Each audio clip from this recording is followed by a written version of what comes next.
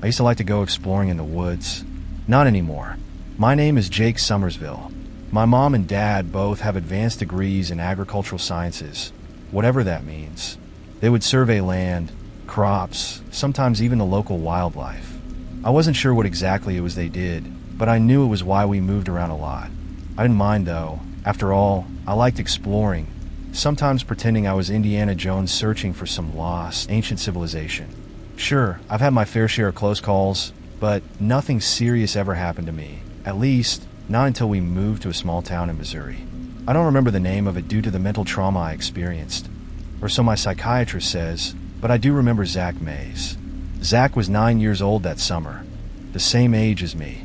He was into a lot of the same things I was, especially exploring. I met him when my parents moved into this farmhouse. It wasn't big or fancy or neat like the usual houses we rented, but it had a sort of rustic charm to it. Zach's parents owned the land the house was on and the property next door where they lived.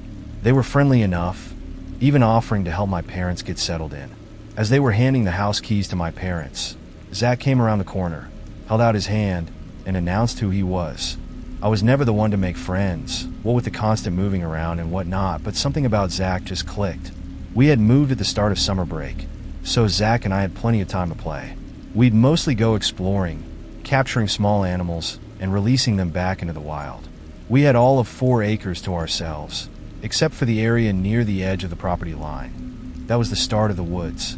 Naturally, both of our parents forbade us from going in there, but we did anyways. We'd clear our own trails, pretending we were in a lush jungle. One time, Zach swore he saw a copperhead, but we never did find it. At first, we'd stay relatively close to the edge, but as time went on, we became more relaxed. Before long, we were trekking deep into the woods, able to find our way back with markers we'd given names to. One day, at the edge of the property line, we came across a patch of woods that were different somehow, darker.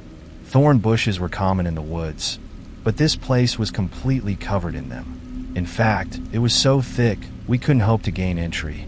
We walked around it for what seemed like hours, but never did find a way past those thorns. As time passed, we forgot about that place in the woods. After all, there was so much left to explore. To my delight, my parents told me that we were going to be here for a while, something to do with anomalies in the surrounding forest. Zach and I ended up in the same classes, and before we knew it, we were fast approaching Halloween. The forest, which was once green and beautiful, so full of life, had transitioned into a graveyard of fallen leaves and claws reaching despairingly into the sky. It was like they were begging the sky to return the leaves to them. On October 30th, Zach was staying over at my place for the night. It was just the 2 of us in the middle of nowhere. Our parents had gone to some boring adult dance party where kids weren't allowed. We were sitting on the floor in front of the TV, watching horror movies, when out of nowhere Zach elbowed me in the side. Scowling, I asked him what the big deal was, and his face lit up. "Do you remember that thorny part of the forest?" he asked. "Yeah," I replied. "Why? Let's go in there. Everything's dried up. We can cut through those thorns easily now." I was hesitant first. Something about that idea seemed wrong. But I didn't want Zach to think I was a chicken, so reluctantly, I agreed. We grabbed our backpacks, stuffing them with supplies for our adventure. Zach placed a pair of garden shears and a spare flashlight in his, while I grabbed a map of the area, some batteries, and an extra flashlight for mine. We then grabbed our jackets and a pair of flashlights, then headed out the door towards the woods. The moon was blood red and full that night, bathing everything in that eerie hue. It was almost as if the very earth itself were stained with blood. It had been a while since either of us had been in the woods, what with school and all, but we found our landmarks with ease. I didn't know it at the time, but those landmarks would save my life. Before long, we were at the edge of the property line, staring at that part of the forest which we've never been able to enter before. "Look, they're gone," exclaimed Zach. Sure enough, the thorn bushes had vanished. It was almost as if the forest itself wanted us to enter. There was something foreboding about this part of the forest. While the surrounding trees stretched their branches outwards in all directions, the trees in front of us grew closely together, their branches reaching inwards into the darkness. I felt a chill run down my spine, and suddenly I didn't want to go in there anymore. Zach must have felt it too, because he shivered for a moment. We flipped on our lights and peered into the darkness. Upon closer inspection, the thorns were still present. They just were cleared to form a path into the woods. Zach knelt down, a puzzled look on his face. "I don't see any tracks, human or animal, going into the forest," Zach said. "We concluded that someone, or something, must have cleared that path some time ago. Whatever had, it didn't look like it was still around, or had been back in quite a long time." I didn't like it. The way the trees were so unnaturally bent made me feel as if the forest were waiting to swallow us whole. As ghastly as that sounded, that wasn't the most disturbing part. What was disturbing was I felt compelled to go into those woods.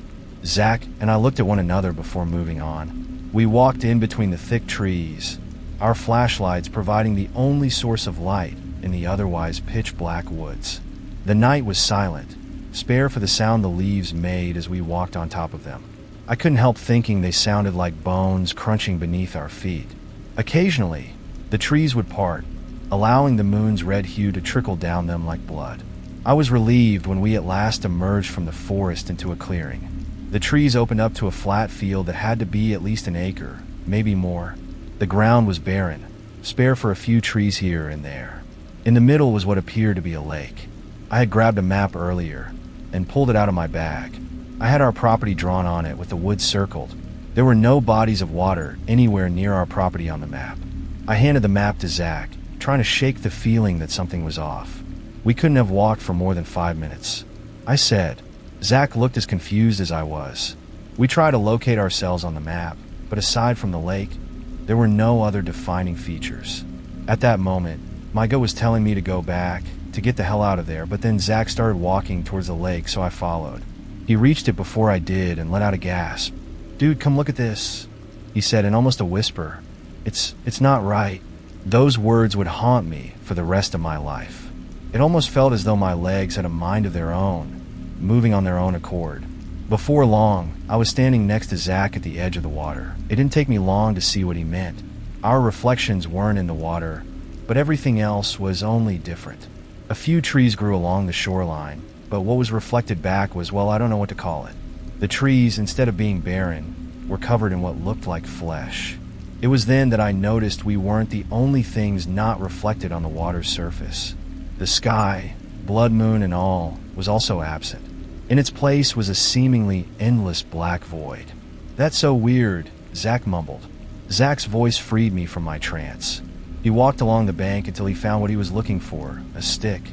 "I don't think we should be here," I said to Zach, but he just ignored me. It was as if something was making him pick up that stick. As Zach approached the surface, I saw the water move as if there was something just beneath the surface. I tried to call out his name, but no sound came out of my mouth.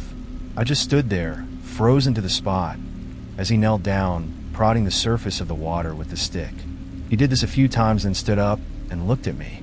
"It's just water," he said, taking a step forward. It was then he lost his balance and fell backwards into the water, a look of surprise on his face. I expected him to break the surface once the splash had subsided, but he never did.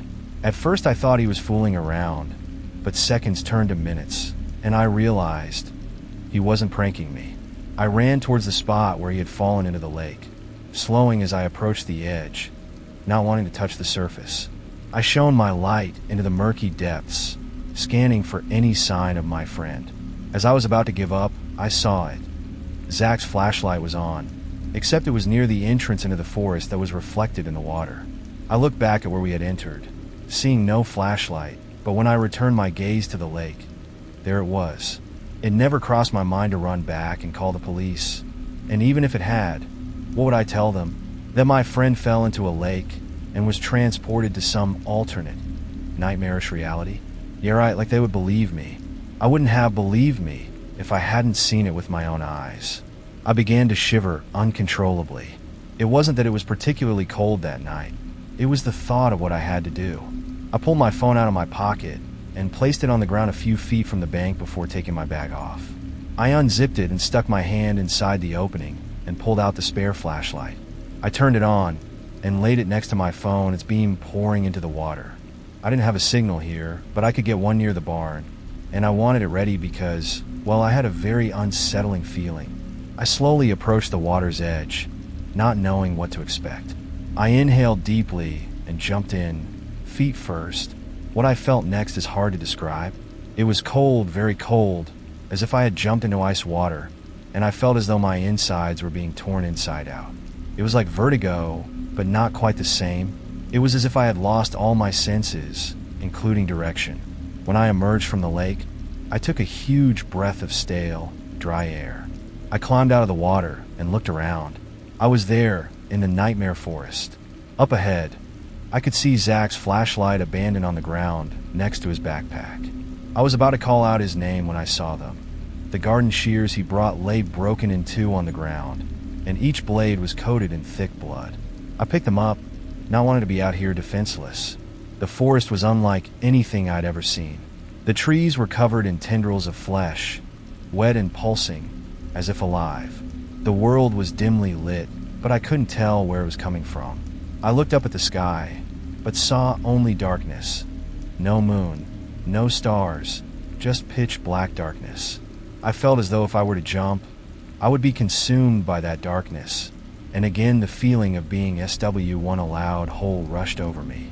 As I walked, the forest floor made a mix of a squishing sound followed by a dull thud, as though there was metal beneath the flesh. I followed the path into the woods, headed back towards my house. Here, and there were pieces of Zach's clothing stuck to the trees. It looked as if he was running from something. I made it out of the thicker forest, back into familiar territory, if you could call it that. All of our landmarks were there, albeit somewhat hard to make out due to the flesh. I was almost to the edge when I heard a blood-curdling scream. It was Zach. I ran faster than I thought I ever could, the foul air burning my lungs as I took short breaths. I slowed as I reached the clearing, unable to breathe. Parts of Zach's pants lay in tatters on the ground, with a large amount of blood leading towards the barn. The barn was a stark contrast to the forest. It was comprised not of wood, but of rusted metal, and though the tendrils climbed up the perimeter, they didn't extend more than maybe 3 feet. I approached the doors cautiously, holding a blade in each hand, and pushed them open. What I saw next, I'd never forget. Zach's body was hung on a meat hook, its jagged edge protruding through his right upper chest. His shirt was soaked in blood, which traveled down his legs. His pants were shredded, and where his feet used to be were mangled lumps of meat with bits of bone sticking out at odd angles. It looked like something had chewed them off, and I shuddered at the thought of what did this to him. Beneath him was a steadily growing puddle of blood. I would have thought him dead, had he not looked up at me. Slowly, he reached his left hand into his pocket and pulled out his phone, holding it out to me. As his arm stretched, he mouthed the words "get out," though all that came out his mouth was a gurgling sound followed by blood. I put the blades down and took it, then watched as my friend took his last breath. I looked at his phone and saw he had taken a picture of what had attacked him. It was human-like but distorted. Its legs and arms were long and lanky, skin stretched thinly over bone. It had a small tail, like what you would see on a tadpole. Its feet and hands both ended in 4 digits, each complete with long, sharp claws. Its spine protruded from its back and looked as if it would tear right though at any moment. It had a neck twice as long as a normal human, with a round head at the end. It was facing downwards in the picture, so I couldn't see what its face looked like. I looked up and noticed that Zach wasn't the only one hanging in the barn. There were several bodies, each in varying stages of decomposition, hanging from hooks. Some were bones picked clean of flesh, while others looked as though they had been hanging there for months. At that point, I doubled over and threw up, and when I raised my head, I saw it, the creature. Its face was something straight out of a nightmare. Where its face should have been was a mouth full of razor-sharp teeth, sunken into the head. It kind of reminded me of the giant maw of the Kraken as it devoured one of Odysseus' ships. On either side were 2 small, beady black eyes as dark as the night sky. As it lunged at me, I fell backwards, my thumb hitting the camera button. A bright light flashed from the phone, and the creature stumbled backwards, emitting a horrible screeching noise that sounded like a dozen birds going through a meat grinder. I got to my feet, and I ran, bolting from the barn into the woods, the creature still screeching madly. I heard multiple screeches echo from within the woods as I ran. Just how many of those things were out there? I didn't want to know. My body moved on autopilot, following the markers that Zach and I had followed so many times before. At one point I saw one running at me on all fours from my right side. Instinctively I took its picture, glad to see it stumble and fall. I ran into the thicket of trees that lead to the lake, sprinting as quickly as I could without falling over. As I made it into the clearing, I fell and felt a searing pain shoot down from my left leg into my foot. One of the creatures had dug its claws into me and was dragging me back into the woods. Zach's phone had fallen a few feet from me, and I couldn't reach it. To my right was his bag with a spare flashlight sticking out from the top. I grabbed it. I never prayed so hard in my life like I did that night in the woods. Please God, let it work. Please God, let it work. I muttered as I pointed it towards the creature and flipped the switch on. Immediately, a beam of light shone from the flashlight directly into the creature's face. It released me, retreating back into the darkness, howling in pain. I half ran, half limped to the water's edge, all the while the screeches of the creatures grew in volume behind me. Reflected in it was my world. Trees without flesh, a sky alight with stars, and a forest devoid of those things. I didn't hesitate. I jumped into the water, not caring about the return of that vertigo feeling. I emerged from the surface and took in a deep breath of air that didn't taste like death. I pulled myself onto the shore and collapsed, panting. I laid there, listening for those creatures to break the surface, but they never did. I turned off the flashlight by my phone, put them in my bag, and began limping into the forest. As I made my way through the dark thicket, I heard the screeching of one of those creatures. I turned around, fumbling with the flashlight, and dropped it, causing the bulb to shatter. I turned and ran, not noticing the pain in my leg, and not stopping until I had reached the barn. With the adrenaline fading, I collapsed beneath the light above the doors. For a second, I could have sworn that I saw one of those things lurking in the woods. I wasted no time. I pulled my phone from out of my pocket and called the police, telling them my friend had been killed. I don't know how long I sat there. It felt like an eternity. I was beyond happy to hear the sirens as they approached. I don't remember much else of that night. I know my parents were there, pale as ghosts when they saw my leg as I sat in the ambulance. I saw Zach's parents there as well. His mother was on her knees, face buried in her hands, crying. His father just stood there, one arm on his crying wife, his face devoid of any emotion. At that point, it all became a blur. I awoke the next morning in the hospital, my parents asleep in the bed next to mine. Apparently, I had lost a lot of blood from my wound and had passed out. I remember feeling uneasy at the thought of having someone else's blood inside of me. The police questioned me and I told them everything. I told them about the forest, about the lake, the nightmarish worlds, and the creatures. I even told them how to find it. They didn't believe me, of course, and I had left Zach's phone back by the lake. They surmised that Zach and I were attacked by an animal, and after seeing it maul my friend to death, my mind, influenced by the Halloween movies, created that world to cope with the trauma. Nonetheless, the police formed a search party and went into the woods, searching for what remained of Zach's body. They never did find it, nor did they find that patch of woods that lead to the lake. It was as if that part of the forest simply disappeared. I had to take physical therapy as well as talk to a shrink regularly. My leg recovered, but I never stopped having nightmares from that night, even though it's been years since it happened. My parents didn't stay in that town long after that, and I was glad. I hated the looks the other kids at school would give me, or how they would keep asking what really happened out there in the woods. Now, whenever my parents have work, they make sure to rent a house in town, far from any nearby woods. Sometimes, though, late at night, I can hear that creature in the distant woods, screeching in a mix of anger and hunger. Hunger for me.